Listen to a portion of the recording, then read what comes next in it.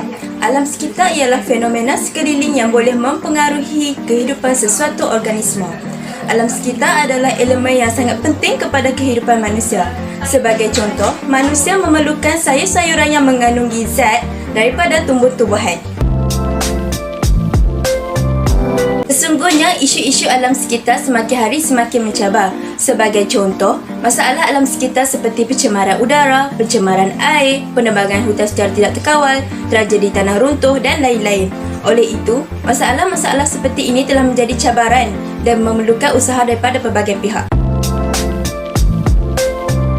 Objektif kajian yang pertama ialah mengenal pasti cabaran bagi memastikan kelestarian etika dan peradaban alam sekitar di Malaysia. Yang kedua ialah menghuraikan kebaikan dalam memastikan kelestarian etika dan peradaban alam sekitar di Malaysia.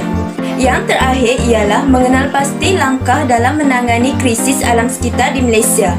Okey, seterusnya saya akan kongsikan cabaran dalam memastikan kelestarian etika dan peradaban dalam alam sekitar di Malaysia.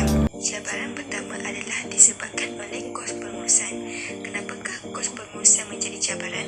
Sini saya beritahu kos pengurusan yang agak tinggi pada zaman sekarang telah menyebabkan masyarakat syurga mengeluarkan jumlah pembelajaran yang diperlukan bagi memastikan pengurusan alam sekitar dilakukan dengan baik.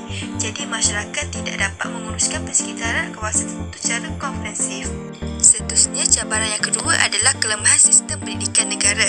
Sistem pendidikan yang lemah menjadi cabaran kerana pendidikan adalah satu alat yang asas untuk mengawal alam sekitar dan pembangunan lestari.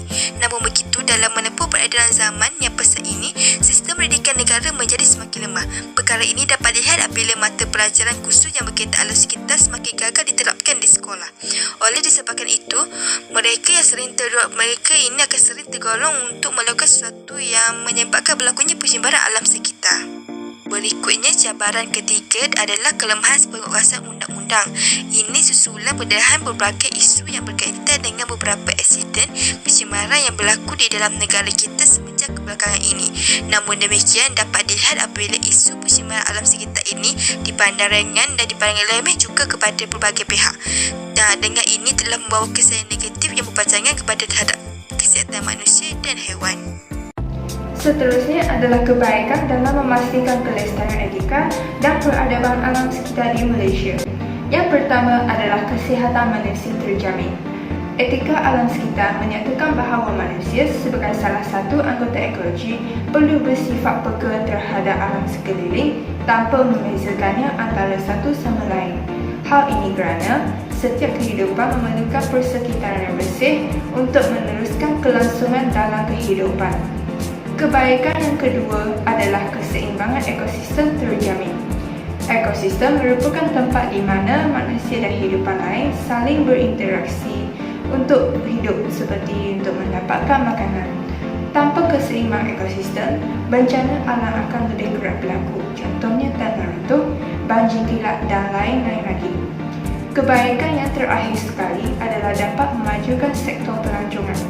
Dengan adanya alam sekitar yang indah, maka ia dapat menarik perhatian pelancong kerana negara kita sentiasa menjaga alam sekitar dengan baik. Itu sahaja kebaikan dalam memastikan kelestarian etika dan peradaban alam sekitar. Tahukah anda langkah untuk mengenai krisis alam sekitar? Kalau tak tahu, anda tidak boleh melepaskan peluang ini. Langkah pertama, kepada peranan pihak pendidikan menginteraksikan pendidikan alam sekitar dalam pengenalan khususnya subjek moral dan sivik. Pendidikan juga boleh menempatkan pendidikan alam sekitar dalam sistem kurikulum bagi mengenai asal cinta akan alam sekitar serta dapat menempatkan budaya menghormati alam dalam diri pelajar. Berbalik langkah daripada peranan pendidikan, peranan ibu bapa juga merupakan salah satu cara untuk mengatasi masalah ini, iaitu mereka boleh mendidik anak-anak mereka. Ibu bapa mestilah mengajar anak-anak mereka untuk sentiasa memiliki adab yang tinggi semasa kecil lagi supaya mereka mengetahui bahawa pentingnya dalam menjaga dan pemeliharaan alam sekitar daripada tercemar. Selain itu, ibu bapa boleh menunjukkan tingkah laku dan contoh yang baik kepada anak-anak mereka dengan menggunakan konsep 3A, iaitu recycle, reuse, dan reduce. Ingin tahu ada apa langkah lagi? Mari kami teruskan. Langkah ketiga, kepada peranan masyarakat ialah mengadakan kempen kesedaran seperti kempen sayangi alam sekitar dan melibatkan semua lapisan masyarakat. Masyarakat perlulah mengikuti kempen yang dianjurkan dengan mendalami berisian mengenai info-info yang menarik berkaitan kelestarian etika dan peradaban alam sekitar. Kesimpulannya, terdapat beberapa kebaikan dalam menjaga alam sekitar supaya bersih dan ceria. Oleh itu, semua pihak perlulah memainkan peranan masing-masing dalam menjaga kelestarian alam sekitar. Sesungguhnya, alam sekitar yang bersih dan ceria menjadikan Malaysia sebuah negara yang makmur dan maju.